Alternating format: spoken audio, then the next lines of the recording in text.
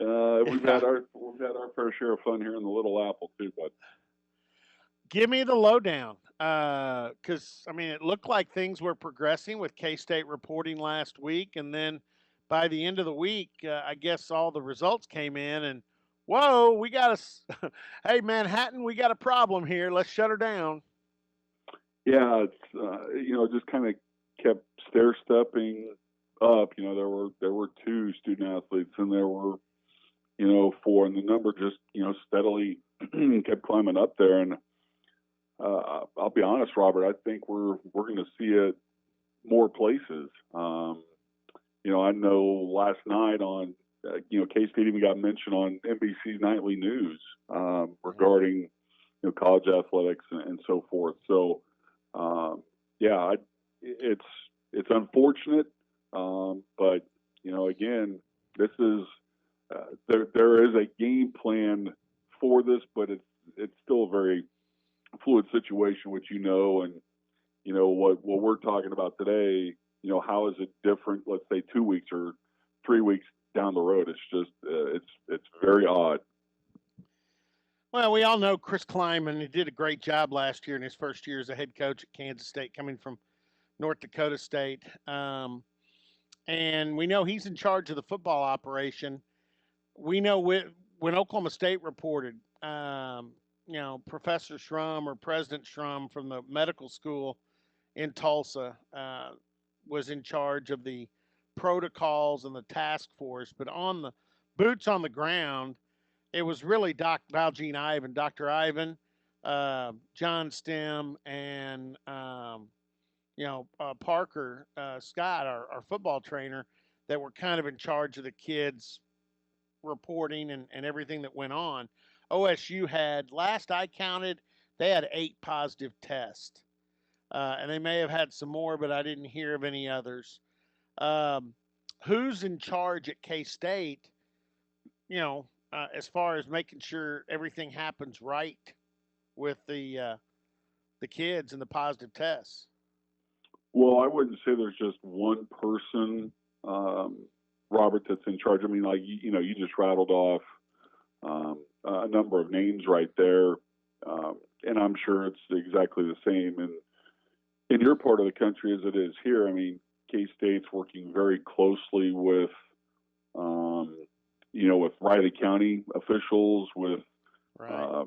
university health officials. I mean, K State, just like everybody else, has a very in-depth medical team, and from Matt Thomason, who's been a long time trainer, and now he's an associate athletic director. He oversees all the programs from the medical side of it. I'm sure he's had countless sleepless nights of late, but again, this is something that's very fluid. It's changing constantly. There's more Zoom meetings than you can probably imagine, but it's a matter of getting the youngsters self isolated, get them on the road to recovery, and hopefully it's nothing hopefully it's nothing more serious than that. You definitely don't want to have to talk about something like that. It's not Oklahoma State being K State. We're not in the type of situation that, let's say, an LSU has at the moment, and that's why, to me, I mean, I think we've just seen kind of spotty numbers from around the country, but I think those numbers are obviously going to grow. At K State, it had to do with a lot of kids that came from out of state as well. So yeah, it's to me, it's kind of like the weather. Wait 5 minutes, it's going to change. All right. I learned the first week when OSU had, and they came in 3 waves or 3 phases. And when the first phase came in, there were 3 athletes that tested positive and had to be quarantined in another area. And talking to Dr. Ivan, who, like I said, was kind of, he was the head guy, right there, because Dr. Shrum was in Tulsa. Uh, Doc Ivan, and I actually got tested. So, which was nice of Coach Gundy to include Dave Hunziker and I. But uh, uh, it taught me something, Matt. It taught me that this football season, I was gung ho. I was like everybody else. You know me. Right. You and I had talked some. I'm like, yeah, we're gonna have football. This will work. I don't know how many people will be in the stands, but hey, we're gonna have football. It'll start on time. That first week taught me that football is very precarious this season.